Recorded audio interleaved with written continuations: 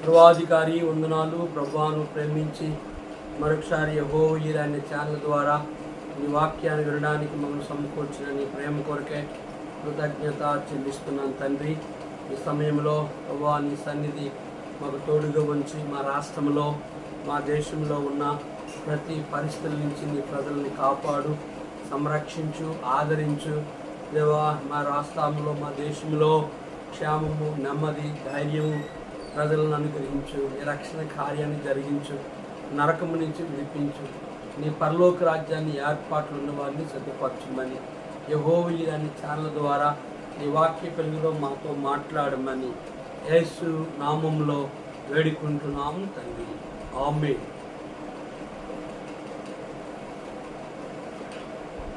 457 క్రీస్తేసు ప్రభువు తన రక్తమిచ్చి కొన్నటి సంగమునా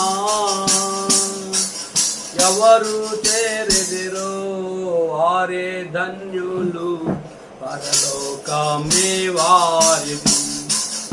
ఎవరు చేరెదిరో వారే ధన్యులు, పరలోకమే వారిది. అపోస్తుల బోధను నమ్మి స్థిరపరచబడిన వారే, అపోస్తుల బోధను నమ్మి స్థిరపరచబడిన వారే, ఆత్మశక్తితో వారు ఎల్లప్పుడూ సంఘములో నిలచేదారు.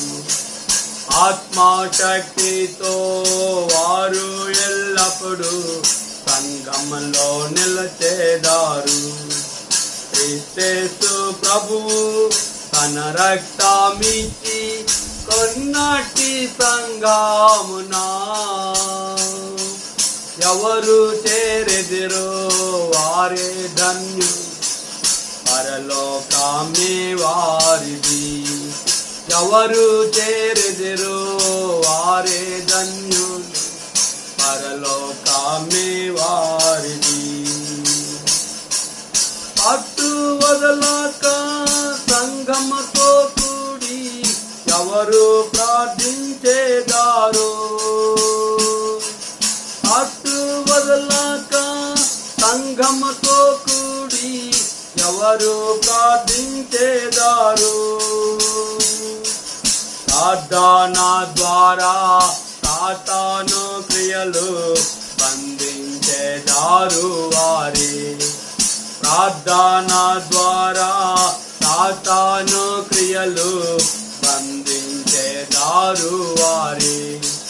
క్రీస్తు ప్రభువు తన రక్తమిచ్చి కొన్నటి సంఘమునా ఎవరు చేరెదిరో వారే ధన్యులు, పరలోకమే వారిది.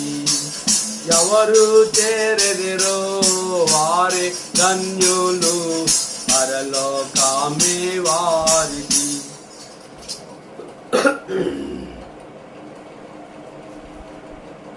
అపోస్తుల కార్యం 20 అధ్యాయము కొన్ని మాటలు చదువుకొని ప్రార్థన చేసుకుందాం. అపోస్తుల కార్యం 20 అధ్యాయము, గత వారము 20 అధ్యాయము మొదటి నుంచి 16 వచనాలు విన్నాము. ఇప్పుడు 17వ వచనం నుంచే విందాం. మిలేతు నుండి ఎఫెసునకు వర్తమానం పంపి సంఘపు పెద్దలను పిలిపించును. వారు తమ యొద్దకు వచ్చినప్పుడు వారితో కూడా నేను ఆసియాలో కాలు పెట్టిన దినము నుండి ఎల్లకాలము మీ మధ్య ఎలాగ నడుచుకుంటున్నో మీరే ఎరుగుదురు. యూదుల కుట్ర వలన నాకు శోధనలు సంభవించినను కన్నీరు విడుచు పూర్ణమైన వినయ భావముతో నేను ఎలాగూ ప్రభువును సేవించుంటునో మీకే తెలియను. ఆ శ్రేష్టము గ్రంథములో చోట చూచిన ఆధరణయున్నది, సుఖదుఖములో వాగ్దానమున్నది. విశ్వాసముంచి ధ్యానించుడి, విశ్వాసముంచి ధ్యానించుడి. ప్రభునందు ప్రియమైన దేవుని బిడ్డలారా, పరిశుద్ధులారా, దేవుని సేవకులారా, గనుక అన్యజనులైన మా ప్రియులకు కూడా ప్రభువైన యేసుక్రీస్తు నామములో శుభములు తెలియజేస్తున్నాను. ఈ అపోస్తలుల కార్యం 20వ అధ్యాయము గత వారము మనం ధ్యానించాం. అపోస్తలుడైన పౌలు 16వ వచనం 20వ అధ్యాయం 10వ వచనంలో సాధ్యమైతే పెంతెకోస్తు దినము నుండి యెరూషలేములో ఉండవాలని పౌలు త్వరపడుచుండును. గనుక పౌలు ఆసియాలో కాలహరణము చేయకుండా ఎఫెసు దాటిపోవాలని నిశ్చయించుకొనెను. పెంతెకోస్తు పండుగ దినం వచ్చినప్పుడు పౌలు యెరూషలేములో ఉండాలని, కనుక ఉండాలని పౌలు ఆశించి ఆసియాలో కాలహరణము చేయకుండా ఎఫెసు దాటిపోయి యెరూషలేముకు వెళ్ళాలని పౌలు ఆశించాడు. కనుక అక్కడి నుండి అతడు మిలేతు నుండి ఎఫెసునకు వర్తమానం పంపి సంఘపు పెద్దలను పిలిపించెను.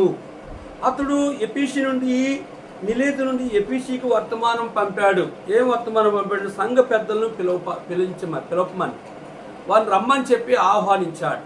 ఎందుకు? అక్కడున్న పరిస్థితులు వాళ్ళతో మాట్లాడాలని ఆశించాడు. ఆ రోజుల్లో సంఘ పెద్దలు అంటే ఎవరంటే కేవలంగా వారు అపోస్తలుడైన పౌలు ఒక సంఘాన్ని కట్టి అక్కడ కొంతమందిని పెద్దలుగా నియమించి మీరు వాక్యపరి చేసి వీరిని ఆత్మీయందు బలపరిచి సంఘములు విస్తరించానని వారిని సిద్ధపరిచి వెళ్ళిపోయారు. అక్కడ వారు ఇప్పుడు ఎట్లా ఉన్నారంటే సేవకులుగా ఉన్నారు. సంఘ పెద్దలే సేవకులుగా వారు ఉంటూ సంఘ పెద్దలుగా వారిని రమ్మని ఆహ్వానించాడు. వారు తమ యొద్దకు వచ్చినప్పుడు వారు తిట్లను, నేను ఆసియాలో కాలు పెట్టిన దినము నుండి ఎల్లకాలము మధ్య ఎలాగ నడుచుకుంటునో మీరే ఎరుగుదురు. తన సాక్ష్యం చెప్పాడు. నేను ఆసియాలో కాలు పెట్టిన మొదలుకొని మీ మధ్య ఎల్లకాలము ఎలాగ నడుచుకున్నానో మీరే ఎరుగుదురు. నా వ్యక్తిగత జీవితము కనుక, నా సేవా జీవితము, నా ఆత్మీయ జీవితము, నా ప్రార్థనా జీవితము, నాకు వచ్చిన శ్రమలు, కష్టాలు, బాధలు, అనేకమైన సమస్యల నుంచి ఏ రీతిగా నేను విడుదల పొంది ఏ రీతిగా నేను పరిచర్యలో ముందుకు వెళ్తున్నానో ఆ విషయము మీకు తెలుసని చెప్పి అక్కడ ఉన్న సంఘ పెద్దలకి తెలియజేస్తూ తన అనుభవాన్ని వారికి తెలియజేస్తూ వచ్చాడు. 19వ వచనం, యూదులు కుట్ర వలన నాకు శోధనలు సంభవించినను కన్నీరు విడిచు పూర్ణమైన వినయ భావముతో నేను ఎలాగో ప్రభువును సేవించుంటున్నో మీకే తెలియను. పౌలుకి యూదుల వలన అనేకమైన శ్రమలు, కష్టాలు, కుట్రలు, కుతంత్రాలు, రాజకీయాలు, మనస్పర్ధలు, వ్యతిరేకలు, అనేక నిందలు, అనేక అవమానాలు పౌలు యొక్క జీవితంలో వారు ఆ రీతిగా ఆయన బాధ పెడుతూ ఉన్నారు. పౌలు వారిని ఎట్లా జయించాడంటే కన్నీళ్ళు విడిచు ప్రతి మనిషిని క్షమించి ప్రార్థన చేసి ప్రభువుకి వారిని అప్పగించి, కనుక సముద్రం ముందుకెళ్తే ఆ కెరటాలు ఘోష అనిపిస్తాయి, సముద్రం మధ్యకి వెళ్తే ఆ యొక్క సముద్రం నిమ్మలంగా ఉంటుంది. అది పరిశుద్ధాత్మ. దేవుని చేత పిలువబడిన సేవకులు కానీ విశ్వాసులు కానీ శ్రమలు, కష్టాలు, బాధలు, నిందలు, అవమానాలు ఎవరితో వస్తాయంటే మొదలుగా మన క్రైస్తవ సేవ ప్రారంభం నుంచి ఎవరు శత్రువులు అంటే క్రైస్తవులే శత్రువులు. కనుక యేసు ప్రభు శత్రువులు ఎవరంటే యూదులే శత్రువులు. ఇక్కడ పౌలుకి శత్రువులు అంటే యూదులే శత్రువులు.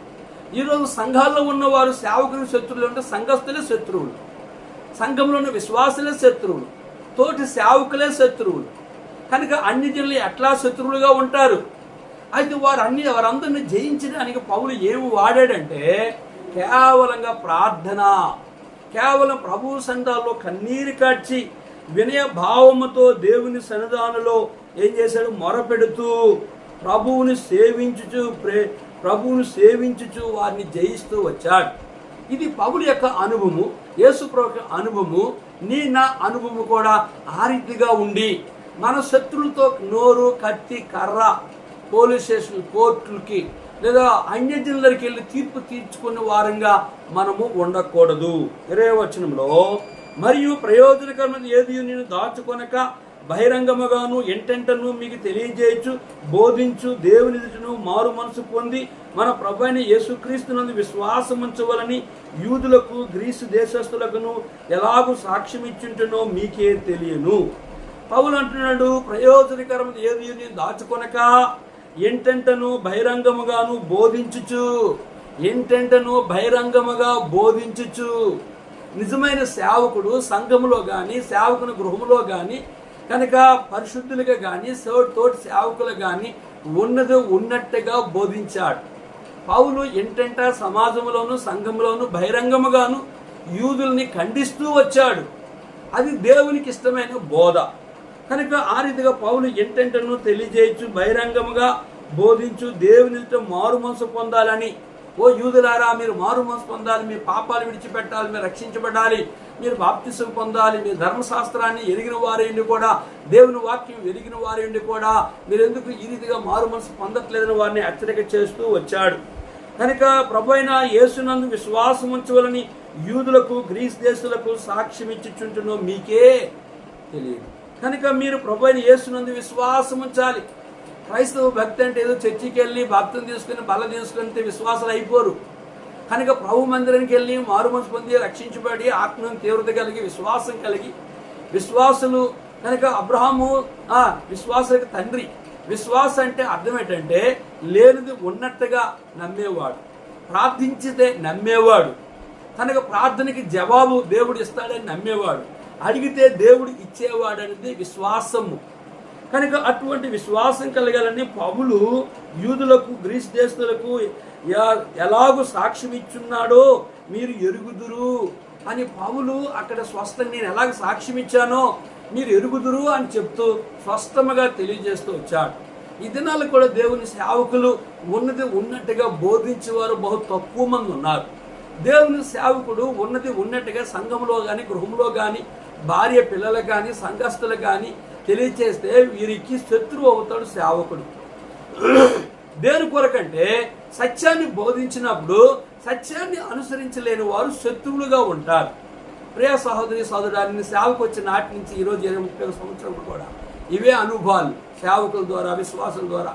కనుక ఇంటిలో కానీ సంఘంలో కానీ వ్యక్తి జీవితంలో కానీ ఎవరిని నమ్మినప్పుడు కూడా వారి ద్వారా మనకి శ్రమలు అనేవి సహజంగా వస్తాయి. అయితే పౌలు వాటిని పట్టించుకోలేదు. కనుక నేను కూడా పట్టించుకోను. దేనికంటే ప్రభువుకు అప్పగించి నా హృదయంలో నెమ్మది ఉంటుంది, ప్రార్థన చేస్తాను. 22వ వచనంలో చూసినట్లు ఇదిగో నేనిప్పుడు ఆత్మయందు బంధింపబడిన వాడినై యెరూషలేముకు వెళ్ళుచున్నాను, అక్కడ నాకు ఏమేమి సంభవించునో తెలియదు కానీ. పౌలు ఏం చెప్తుందంటే ఇదిగో నేను ఇప్పుడు ఆత్మయందు బంధింపబడిన వాడినై యెరూషలేముకు వెళ్ళుచున్నాను, అక్కడ నాకు ఏమేమి సంభవించునో నాకే తెలియదు. ఆత్మయందు బంధింపబడ్డాడు, పరిశుద్ధాత్మతో నింపబడ్డాడు.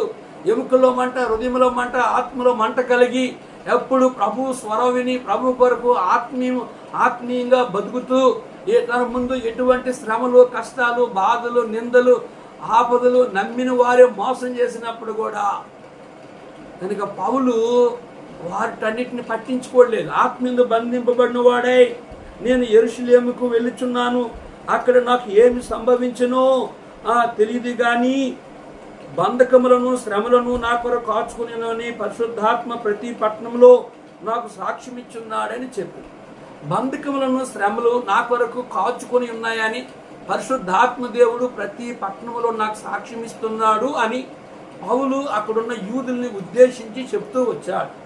అంటే పౌలు ఏ ఆత్మను నడిపింపబడుతున్నాడు? శరీర సంబంధులు శరీరానుసారం జీవిస్తారు, ఆత్మానుసారులు ఆత్మానుసారం జీవిస్తారు. దేవుని చేత పిలువబడలేని సేవకుడు శరీరానుసారంగా జీవిస్తాడు. దేవుని చేత జీవించే సేవకుడు ఆత్మానుసారం జీవించి దేవుని చిత్తాన్ని కనుగొని విశ్వాసులు కానీ సేవకులకి కానీ అన్యులకి కానీ తన ఇంటి వారికి కానీ ఎవరికే కానీ హాని చేయడు. తను నష్టపోవడం ఇష్టపడతాడు కానీ ఎవరికి కీడు తలపెట్టడు. నిజమైన దేవుని సేవకుడు సత్యాన్ని బోధిస్తాడు, సత్యం కొరకు బ్రతుకుతాడు. అదే జీవితము పౌలు జీవితం. ఇక్కడ పరిశుద్ధాత్మ ప్రతి పట్టణంలో నాకు సాక్ష్యం ఇచ్చున్నాడని తెలియను. అయితే దేవుని కృప సువార్తను గురించి సాక్ష్యం ఇచ్చుట యందు నా పరుగును నేను ప్రభువైన యేసు వలన పొందిన పరిచర్యను తుదుముట్టింపు వలన నా ప్రాణము నాకు ఎంత మాత్రము ప్రియమైందిగా ఎంచుకొనట్లేదు. ప్రభు కృపా సువార్తను ప్రకటించడానికి సాక్ష్యం ఇచ్చడానికి నా పరుగును తుదిముట్టిస్తాను. నేను ప్రభువైన యేసునందు పొందిన పరిచర్యలోను తుదిముట్టింపులను నా ప్రాణము నాకెంత ప్రియమైనదిగా నేను ఎంచుకోవటం లేదు. గనుక నా ప్రాణమును నాకెంత మాత్రమును ప్రియమైనదిగా నేను ఎంచుకోవట్లేదని ఎందుకు చెప్పాడు అంటే పౌలు దేవుని కృపా వాక్యమునకు నన్ను నేను అప్పగించుకున్నాను. సువార్తకు నన్ను నేను అప్పగించుకున్నాను. ప్రభువు కొరకు నా ప్రాణము పెట్టడానికైనా నన్ను నేను సిద్ధముగా ఉన్నాను. నా ప్రాణము నాకు ఎంత మాత్రము ప్రియమైనదిగా నేను నా ప్రాణమును కాపాడుకోవడానికి నేను సేవ చేయట్లేదు అని పౌలు స్పష్టంగా చెప్పాడు. నిజమైన సేవకుడు, దేవుని చేత పిలువబడినవాడు, దేవుని కొరకు బ్రతికినవాడు, డబ్బు బంగారము ఆస్తులు కోట్ల రూపాయలు కనుక లోక ధనం కొరకు ఆశపడేవాడు కాదు. దేవుని చేత పిలువబడిన దేవుని చేత పిలువబడలేని సేవకుడు కనుక పక్క సంఘాల నుంచి విశ్వాసులు లాక్కోవాలన్నా, సంఘాలు ముక్కలు చేయాలన్నా, సంఘ విశ్వాసుల్ని వారి చేతుల్లో పెట్టుకోవాలన్నా, సంఘ విశ్వాసులు ఫోన్లు వాళ్ళు ఉంచుకోవాలన్నా, సంఘ విశ్వాసుల యొక్క డబ్బును వాళ్ళు ఫోన్పే ద్వారా చేయించుకోవాలన్నా, సంఘములో కలహాలు పెట్టాలన్నా, సంఘములో సమస్యలు సృష్టించాలన్నా, సంఘములో వారు ఎన్ని సమస్యలు వాళ్ళు కలిగించాలన్నా వారు ఏమాత్రము దేవుని చేత పిలువబడలేని వారు భయపడరు. వాళ్ళు కేవలం ధనము కొరకు, పేరు ప్రఖ్యాతుల కొరకు, వారి వస్త్రధారణ, వారి గృహము, వారి కారు, వారి భోగభాగ్యము, వారు ఇతర దేశాలకి విమానాలు వెళ్ళడానికి, ఇతర దేశాల నుంచి డబ్బు సంపాదించుకోవడానికి దేవుని సేవకులని చెప్పుకొని దేవుని చేత పిలువబడిన వారు దీని కొరకు పోరాడతారు. దేవుని చేత పిలువబడిన సేవకుడు పౌలు అన్నట్టుగా నేను కృపావాక్యమునకు అప్పగించుకున్నాను, సువార్తకు అప్పగించుకున్నాను కనుక నా పరుగు తుదుముట్టిస్తున్నాను, నా ప్రాణము నాకు ఎంత మాత్రము ప్రియమైనది నేను ఎంచుకోవట్లేదు, ఇది చావడానికి చనిపోవడానికి కూడా ప్రభు కొరకు సిద్ధమని చెప్తూ ఉన్నాడు. కనుక ప్రభువైన యేసుక్రీస్తు వారు చెప్పారు, నాకిటి మీద చేపెట్టి వెనుకడు చూచేవాడు నాకు పాత్రుడు కాడని. దేవుని చేత పిలువబడిన వాడు ఎప్పుడు వెలికి చూసేవాడు కాదు, తన పరుగు పందెములో బహుమానం పొందే గురియతిగా పరిగెత్తేవాడుగా ఉంటాడు నిజమైన దేవుని సేవకుడు. 25వ వచనం మనం గమనించినట్లుగైతే, ఇదిగో దేవుని రాజ్యమును గురించి ప్రకటించు, నేను మీ మధ్యను సంచరించుంటే మీలో ఎవరను ఇక మీదట నా ముఖము చూడరని నాకిప్పుడు తెలియను. పౌలు అంటున్నాడు, దేవుని రాజ్యమును గురించి ప్రకటించుచు నేను మీ మధ్య ఎలాగో సంచరించుంటనో మీలో ఎవరు ఇక మీదట నా ముఖము చూడరని నాకు ఇప్పుడు తెలియను. పౌలు స్పష్టంగా చెప్తున్నాడు. ఏం చెప్తున్నాడంటే, కనుక దేవుని రాజ్యమును గురించి ప్రకటించేవాడిని నేను, దేవుని రాజ్యమును గురించి మీ మధ్య సంచరించేవాడిని నేను, మీలో ఎవరును ఇక మీదట నా ముఖము చూడరని నాకు తెలియను అంటే, ఇక మీద నా ముఖం మీరు చూడరు, ఎందుకంటే నేను యెరూషలేముకి వెళ్ళిపోతున్నాను, యెరూషలేములో నాకు బంధకములు ఉన్నాయి, యెరూషలేములో శ్రమలు ఉన్నాయి, యెరూషలేములో నన్ను చంపాలని చూస్తున్నారు, ఆయనను నా ప్రాణము నాకు ఎంత మాత్రం ప్రియమైందిగా నేను ఎంచుకోవట్లేదు. ఒకసారి ఒక తల్లి చూస్తున్న తన 7 కొడుకుల్ని ఐసు గడ్డల మీద బట్టలు ఇప్పి పడుకుని పెట్టి ఏమన్నారంటే, యేసుప్రభు దేవుడు కాడో చెప్పారంటే, యేసుప్రభు దేవుడు అంటే కాల్చేశారు. అలాగా 6 కాల్చేశారు. 7వ వాడు అంటున్నాడు కనుక, అయ్యా అరే నువ్వేనా నీ అన్నదమ్ములు చనిపోయారు కనుక నువ్వే నీ ప్రాణం కాపాడుకో, ఇదిగో నీ తల్లికి ఒగ్గాన కొడుకు నువ్వేనా ఉండు అంటే, అమ్మా అని అంటున్నాడు వాడు. అమ్మ అనకరా యేసయ్యా అనరా అంటే, అప్పుడు వాడు అన్నాడు, నా దేవుడైన యేసయ్య కొరకు నేను చావడానికి సిద్ధంగా ఉన్నాను అన్నాడు. అంతే, వెంటనే వాడిని కాల్చేశారు.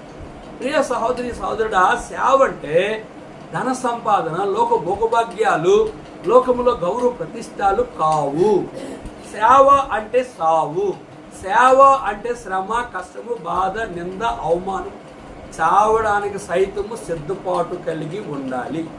వస్త్రధారణకి మంచి వస్త్రం లేకపోవచ్చు, మంచి తిండి లేకపోవచ్చు, మంచి గృహం లేకపోవచ్చు, ఆర్థిక పరిస్థితులు లోటు కలిగి ఉండొచ్చు. ఇవన్నీ దేవునికి తెలియదా? తెలుసు. కానీ దేవుని చేత అది మనకు మాదిరిగా ఎవరు భూమి మీద ఉందో సేవకుడు అంటే యేసుప్రభు వారే సేవకుడు ఉండి శిష్యులు పాదాలు కడిగాడు. కనుక అదే రీతిగా పౌలు కూడా నీకు నాకు మాదిరిగా ఉండి నేను క్రీస్తుని పోలి నడుచుకునే ప్రకారంగా మీరు నన్ను పోలి నడుచుకుని నన్ను పోలి నడుచుకుని అని చెప్పి పౌలు వారికి కూడా ఆయన దినాలను విశ్వాసాలు చెప్తూ వచ్చారు. 27వ వచనం మనం గమనిస్తే, దేవుని సంకల్పం అంతా మీకు తెలపకుండా నేను ఏమి దాచుకోలేదు. 27వ వచనంలో అంటున్నాడు పౌలు, 26వ వచనంలో అంటున్నాడు, కాబట్టి మీరు ఎవరు నాశన విషయమైనను నేను దోషిని కానని నేడు మిమ్మల్ని సాక్ష్యం పెట్టుచున్నాను. ఏమంటే, మీలో ఎవరి నాశన విషయమైనను నేను దోషిని కానని మిమ్మల్ని గురించి సాక్ష్యం. ఎందుకంటే మీకు సువార్త ప్రకటించాను, నా శ్రమానుభవం చెప్తాను, నా కష్టానుభవం చెప్తాను. నేను ఏ రీతిగా ఒకప్పుడు ప్రభువుని ఎరకం సౌలుగా ఉన్నాను, ఇప్పుడు పౌలుగా మారి సౌలు ఉండి ఎంత దుర్మార్గ బతికానో, పౌలుగా ఉండి ఎన్ని కష్టాలు అనిపించి నేను సేవ చేస్తున్నానో అది మీకే తెలియను. మీలో ఎవరి విషయం కూడా నేను దోషిని కాను, మీ ఆత్మల విషయంలో నేను దోషిని కాను అని చెప్పి పౌలు, నేను దోషిని కానని నేను మిమ్మల్ని గురించి సాక్ష్యం ఇచ్చుచున్నాను. కాబట్టి మీలో ఎవరి నాశన విషయమైనను మీ ఆత్మల విషయంలో నేను దోషిని కానని స్పష్టంగా చెప్తున్నాను. పౌలు చెప్పారు, వారు వినునను వెనుకపోయిన సువార్త చెప్పండి. విశ్వాసులు కానీ అవిశ్వాసులు కానీ అన్యజనులు కానీ తోటి సేవకులు కానీ దుర్మార్గులుగా జీవించిన సేవకులకే కానీ మన వరకు ఉపదేశించాలి, బోధించాలి, ఖండించాలి, గద్దించాలి, బుద్ధి చెప్పాలి. దేవుని వాక్యానికి వ్యతిరేకంగా ఉన్న వారికి దూరముగా ఉండాలి. అర్థమైందా? వారికి ఎట్లా ఉండాలి? దూరముగా ఉండాలి. 20వ వచనం చెప్తుంది, దేవుని సంకల్పమంతా మీకు తెలపకుండా నేను ఏమీ దాచుకోను. దేవుడు నాకు చెప్పిన ప్రతి విషయాన్ని సంగమగా, పరిశుద్ధులుగా, సేవకులుగా మీకు తెలియజేశానని చెప్పి నేను ఏమీ దాచుకోలేదు. అలాగే దేవుని చేత పిలువబడిన పరిపూర్ణ సేవకుడు దేవుడు తెలియజేసిన విషయాలన్నీ తన ఇంటి వారికి, తన సంఘానికి తెలియజేసేవాడుగా ఉంటాడు. 28వ వచనం, దేవుడు తన స్వరక్తం ఇచ్చి సంపాదించిన తన సంఘమును కాయటకు పరిశుద్ధాత్మ మిమ్మల్ని దేనితో అధ్యక్షునిగా ఉంచును. ఆ యావత్తు మందను గుర్చి మీ మట్టు మిమ్మల్ని గుర్చి జాగ్రత్తగా ఉండడి. పౌలు అంటున్నాడు, దేవుడు తన స్వరక్తం ఇచ్చి సంఘమును కాయటకు పరిశుద్ధాత్మ మిమ్మల్ని అధ్యక్షులుగా ఉంచాలి. దేవుడు తన స్వరక్తం ఇచ్చి సంపాదించిన సంఘమును కాయటకు పరిశుద్ధాత్మ మిమ్మను దేనిందు అధ్యక్షుని గుంచును. ఆ యావత్తు మందను గుర్చి మిమ్మల్ని గురించి మీరు జాగ్రత్తగా పోయుడి. కనుక ఏమి ఇచ్చినట్టు అధ్యక్షులుగా? పరిశుద్ధాత్మ మిమ్మల్ని దేనిందు అధ్యక్షుడిగా ఉంచును. కనుక యేసుప్రభువు వారు పేతురు నా గొర్రెలు కాయు, నా గొర్రెలు మేపు, నా గొర్రెలు కాయు అన్నాడు. అంటే ఎవరు గొర్రెయితే వారు మేస్తారు, ఎవరు గొర్రెయితే వారి కాపరి ఆధీనంలో ఉంటారు. ఎవరు అవిశ్వాసులైతే, ఎవరు మేకలైతే, ఎవరు దేవుని మాట వినలేని వారు, సేవకుల మాట వినలేని వారు, బైబిల్ వాక్యం లోబడలేని వారు, సంఘ క్రమానికి లోబడలేని వారు మన సంబంధులు కారని. కనుక మొదటి యోహాను పత్రిక 2వ అధ్యాయములో చూసినట్లుగా వారే సంఘము నుంచి వెళ్ళిపోతారు. కారణం ఏంటంటే అధ్యక్షుడిగా దేవుడు పరిశుద్ధాత్మ మీద, సంఘానికి మీద అధ్యక్షుడిగా సేవకునికి ఉంచాడు. ఆ సేవకునికి ఏం చెప్తుండో, అధ్యక్షుడు పరిశుద్ధాత్మ మిమ్మల్ని దేనిందో అధ్యక్షునిగా ఉంచును. ఆ యావత్తు మందను గురించి మీ మట్టు మిమ్మల్ని గురించి జాగ్రత్తగా. కనుక మందను గురించి జాగ్రత్తగా ఉండమన్నాడు. మంద అంటే గొర్రెలు. మీ మట్టుకు మిమ్మల్ని కూడా జాగ్రత్తగా ఉండాలి. ఎందుకంటే చూడండి అక్కడ తర్వాత చెప్పాడు, నేను వెళ్ళిపోయిన తర్వాత క్రూరమైన తోడేలు మీలో ప్రవేశం నాకు తెలియను. వారు మందని కనికరింపరు, మరియు శిష్యులను తమ వెంట ఈడ్చుకుని పోవాలని వంకర మాటలు పలుకు మనుషులు మీలోనే బయలుదేరు. కానీ పౌలు ఎందుకు వచ్చినాను అంటే, నేను వెళ్ళిపోయిన తర్వాత క్రూరమైన తోడేలు అంటే నక్కలు బయలుదేరుతాయి. వారు మందని కనికరింపరు, మరియు ఆత్మీయులుగా ఉన్న విశ్వాసులుగా ఉండి సేవకు సిద్ధపడిన వారు కూడా అట్టి శిష్యులైన వారిని కూడా వెంట పెట్టుకుని ఈడ్చుకుని పోవాలని వంకర మాటలు పలుకు మనుషులు. దొంగలైన సేవకులు ఎక్కడి నుంచి రారు? సంఘముల నుంచి వస్తారు. దొంగలైన క్రైస్తవులు, అవిశ్వాసులు, వాక్యానుసారంగా జీవించలేని వారు, సేవకులు లోబడలేని వారు, సంఘ క్రమానికి లోబడలేని వారు, పరిశుద్ధాత్మకు లోబడలేని వారు, దేవునికి యేసుప్రభువుకు లోబడలేని వారు సంఘము నుంచి వెళ్ళిపోతారు. పౌలు అంటున్నాడు, నేను వెళ్ళిపోయిన తర్వాత క్రూరమైన తోడేలు వస్తారు, వారు మందన కనికరింపరు. మరియు శిష్యులంటే సిద్ధపాటు కలిగి సేవకు వెళ్తామన్న వారు, అటువంటి సిద్ధపాటు కలిగిన శిష్యులైన వారిని కూడా, ఆత్మీయుని కూడా తమ వెంట పెట్టుకొని ఈడ్చుకొని పోతారు. వాళ్ళు ఎక్కడి నుంచి వస్తారంటే సంఘములో నుంచే వస్తారు. నమ్మిన తోటి సేవకులే సంఘాన్ని ముక్కలు చేస్తారు. సంఘములను విశ్వాసులే సంఘాన్ని ముక్కలు చేస్తారు. అయితే పరిశుద్ధాత్ముడు మిమ్మల్ని దేనిందో అధ్యక్షుని గుంచునో ఆ యావత్తు మందను గుర్చి. మంద అంటే సంఘం అంటే స్థిరముగా ఉండేవారు. కాబట్టి స్త్రీలను, కదలవారును ప్రభువు కార్యాభివృద్ధి అందు ఎప్పటికీ ఆసక్తిలో ఉండి ప్రభువునందు మీ ప్రయాసను వ్యర్థము కాదు. కనుక వారు ఆత్మీయులైతే బల్ల చుట్టూ ఒలివ మొక్కలు ఉంటారు. వారు ఆత్మీయులైతే సంఘములో అంగముగా ఉంటారు. వాళ్ళు ఆత్మీయులుగా ఉంటే సంఘములో స్తంభాలుగా ఉంటారు. వాళ్ళు ఆత్మీయులుగా ఉంటే వారి పేరు జీవనంలో ఉంటే వారు ఎప్పుడు సంఘాన్ని విడిచి వెళ్ళరు. నిజమైన అపోస్తుడు ఎప్పుడు సంఘాన్ని ముక్కలు చేయడు. నిజమైన అపోస్తుల సంఘములో ఉన్న ఒక విశ్వాస దేవుని వాక్యం ఎరుగుదమని చెప్పుకొని ఎరగమన్నట్టుగా జీవిస్తారు తప్ప. కనుక క్రేతీయులు ఎల్లప్పుడూ దుష్టముఖములు, అబద్ధకులు. వారు వారు సొంత ప్రవక్తల్లో ఒక వ్యక్తిని సేవకునిగా తమకు అనుకూలమైన బోధకుల్ని సిద్ధపరచుకున్న వారుగా ఉంటారు. నిర్ధనాన్ని పాస్టర్లు ఏమంటారు, పాపులర్ రండి సంతాలు ఇచ్చి పొండి అంటున్నారు. కానుకలు, మీ దశంభాగాలు, మీ ఆస్తుపాస్తులు ఇవ్వండి, మీ పెళ్లిళ్ళు చేస్తాం, మీ పెద్ద పిల్లల కార్యం చేస్తాం, మీ సావు కార్యం చేస్తాం, కనుక మీ యొక్క జ్ఞాపకార్థ కూడికలు చేస్తాం, మీరు ఏదైనా చేసేస్తాం. కారణం ఏంటంటే మీకేమో కార్యాలు కావాలి, మాకేమో డబ్బు కావాలి. వీళ్ళిద్దరు కలిపి నరకానికి పోతారు. కానీ ఇక్కడ గమనించినట్లయితే 30వ వచనంలో మరియు శిష్యులను వెంట ఈడ్చుకుని పోవాలని వంకర మాటలు పలుకు మనుషులు మీలోనే బయలుదేరుదురు. కావున నేను 3 సంవత్సరములు రాత్రింబగలు కన్నీరు విడిచు ప్రతి మనుషునికి మానక బుద్ధి చెప్పిద్దని మీరు జ్ఞాపకం చేసుకున్న మెలకువగా. అవును అంటున్నాడు, నేను 3 సంవత్సరములు రాత్రింబగళ్ళు నేను కన్నీళ్ళు విడిచు ప్రతి మనుషునికి మానక బుద్ధి చెప్పాను. ఇది మీరు జ్ఞాపకం చేసుకొని మీరు మెలకువగా. ఓ సంఘమా, ఓ తోటి విశ్వాసులారా, ఓ అపోస్తులారా, ఓ సేవకులారా, దేవుని చేత పిలుబడి చెప్పుకుని సేవకులని చెప్పుకుని జీవితంలో ప్రభు దృష్టిలో ప్రభు అంటున్నాడు, నేను 3 సంవత్సరముల కన్నీళ్ళు విడిచాను, నేను ప్రతి మనుషునికి మానక బుద్ధి చెప్పాను. మీరు జ్ఞాపకం చేసుకోవాలని మీ కొరకు మీరు మెలకువని ప్రార్థన చేయండి, మిమ్మల్ని మీరు కాపాడుకోండి. కనుక ఏ విశ్వాస అయితే ఆ విశ్వాస తను కాపాడుకోవాలి. దుష్టులైన సేవకుడి నుంచి, దుష్టులైన విశ్వాసుల నుంచి, దుష్టులైన ఆ సంఘంలో అవిశ్వాసుల నుంచి. కనుక నీకు నీ సంఘానికి హాని చేసే వ్యక్తులు ఎటువంటి వారో వారిని పరీక్షించాలి, వారిని పరిశీలించాలి.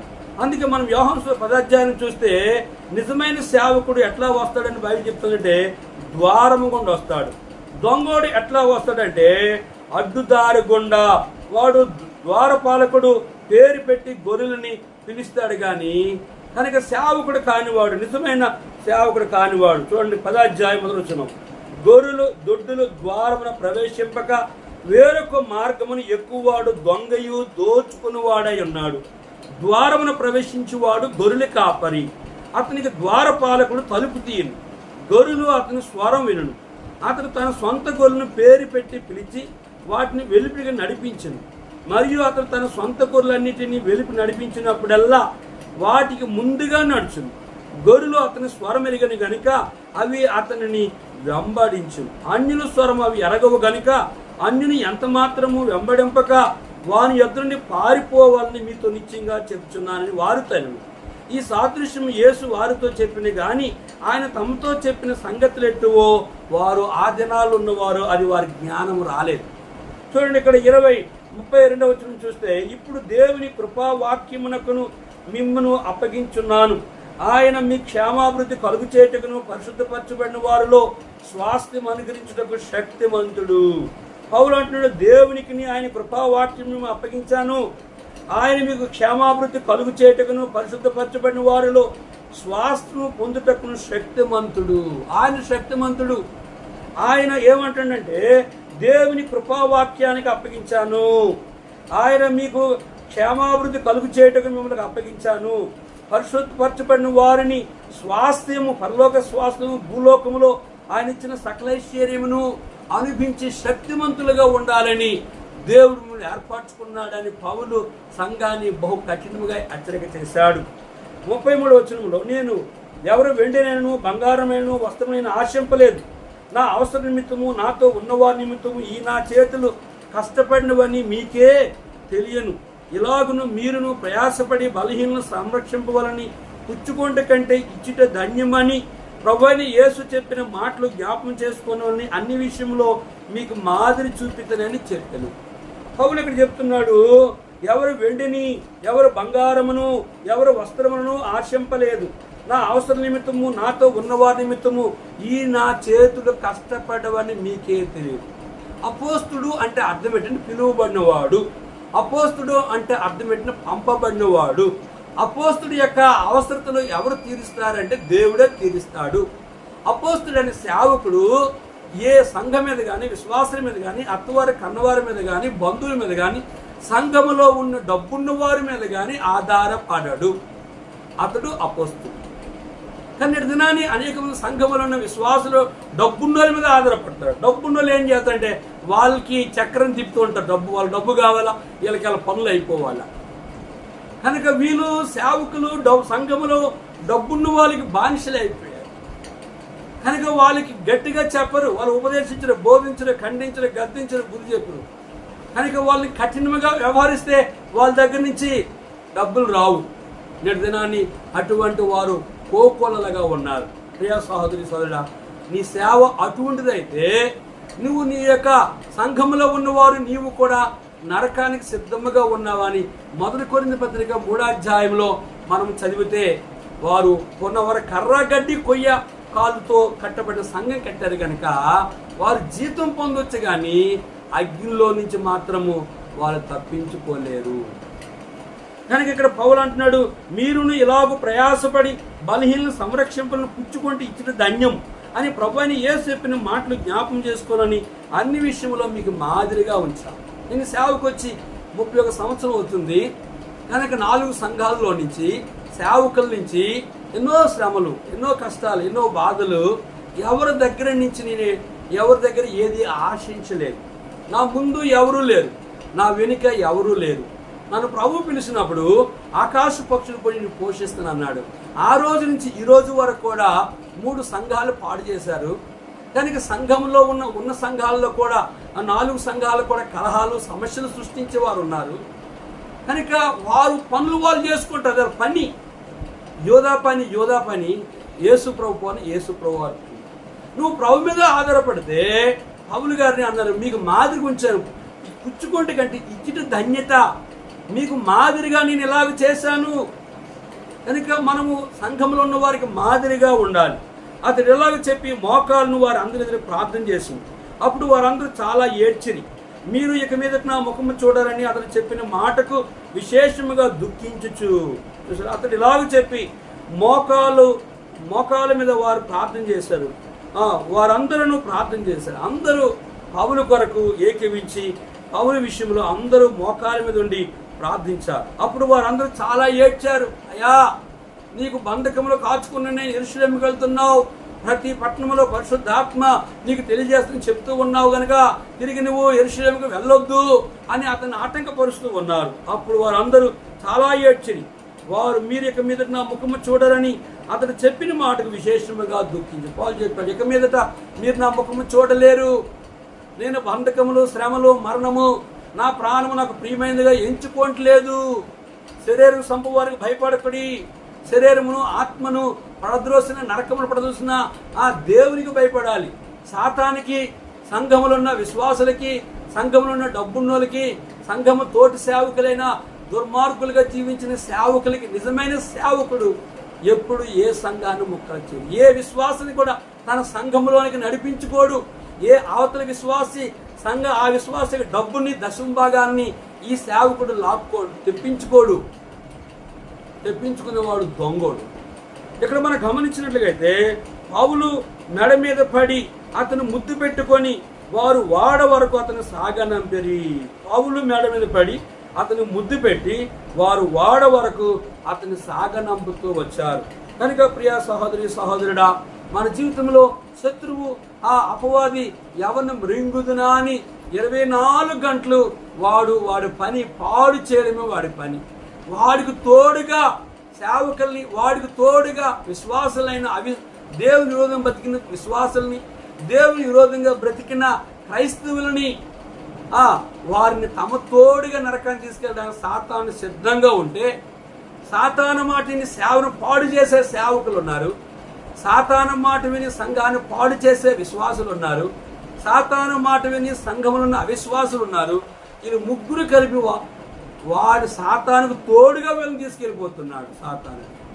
కనుక పౌలు మెడ మీద పడి ముద్దు పెట్టి వారు ఏడుస్తూ వచ్చారు. అయ్యా, ఇక మీద నీ ముఖం మేము చూడలేమని వారు బాధపడుతూ వచ్చారు. ప్రియా సంఘమా, ప్రియా తోటి సేవకులారా, నిర్దినాన్ని మనము కనుక మోకాల మీద ఉండాలి, కన్నీరు కార్చాలి. నీ ప్రతి అవసరత, ప్రతి అక్రత కనుక దేవుని దగ్గర నుంచి సంపాదించుకోవాలి. కన్న తల్లి తన బిడ్డకు పాలిచ్చినట్లుగా కనుక నీవు నీ దేవుని దగ్గర నుంచి సంపాదించుకోవాలి. అప్పుడే నీ దేవుడు నీ పక్షంగా ఉంటాడు. ఈ లోకంలో ఎన్ని శ్రమలు, కష్టాలు, బాధలు వచ్చినా ఆ యుగాలు ఉండే ఆ రాజ్యంలో నువ్వు ఉంటావు. కనుక పౌలుకి కష్టాలు వచ్చాయి, యేసుప్రభువుకి కష్టాలు వచ్చాయి. కనుక మన ముందున్న అనేక వేల మంది సేవకులు భయంకరమైన కష్టాలను మీరు సేవ చేశారు. కనుక నువ్వు ఉన్న స్థలంలో, నీ నుండి స్థలంలో నేటికి 31 సంవత్సరాల నుంచి ఎన్నో కష్టాలు అనుభవిస్తున్నాను. కానీ నేను ఎవరి మీద ఆధారపడలేదు. కారణం ఏంటంటే నన్ను పిలిచిన దేవుడు నమ్మదగిన వాడు. నిన్ను పిలిచిన దేవుడు నమ్మదగినది. నేను ఏ సంఘాన్ని ముక్కలు చేయలేదు, ఏ సంఘ విశ్వాసాలు నా సంఘాన్ని నడిపించుకోలేదు. అర్థమైందా? నేను ఎవరి మీద ఆర్థికంగా ఎవరు చేయి జాపలేదు. కారణం ఏంటంటే ఆకాశ పక్షులకు నేను పోషిస్తాను అన్నాడు ఆయన. ఈ రోజు వరకు కూడా ఆయన నా ఎడల అన్యాయం చేయలేదు. కనుక ప్రియ సహోదరి సహోదరుడా, మన బ్రతుకుల్లో ప్రభువుకి ఇష్టకరం బతుకుదాం. ప్రార్థన చేసుకున్నాం. జీవుగల తండ్రి, కొన్ని మాటలు మా ప్రియులు అన్నారు, అవి ఆ మాటలు వారికి అర్థం కావు. అర్థమైనటువంటి జ్ఞానముతో నింపు. నీ ఏర్పాట్లు ఉన్న వారిని రక్షించు. సేవకులు యోగ్యులుగా ప్రవర్తించాలి. విశ్వాసులు పరలోకాన్ని ప్రవేశించేవారుగా సిద్ధపరచు. ఎవరు సాతానుతో సేవకులు, ఓ ప్రభా, మరి విశ్వాసులు అనుకున్నవారు, అన్యులు అనబడే వారు, అవిశ్వాసులు ఏ ఒక్కరు నరకానికి పోకుండా వారిని రక్షించమని యేసు నామములో వేడుకుంటున్నాము తండ్రి. ఆమేన్. మన పరమ తండ్రి దేవుని ప్రేమయు, కుమారుని యేసుక్రీస్తు వారి కృపయు, పరిశుద్ధాత్మీయ కన్య సహవాసం తను ప్రేమించే వారికి కూడిన మనందరికీ తోడుండి ఆశీర్వదించునుగాక. ఆమేన్. క్రీస్తు ప్రభువు తన రక్తమిచ్చి కొన్నటి సంఘమునా ఎవరు చేరెదరు వారే ధన్యులు, పరలోకమే వారిది.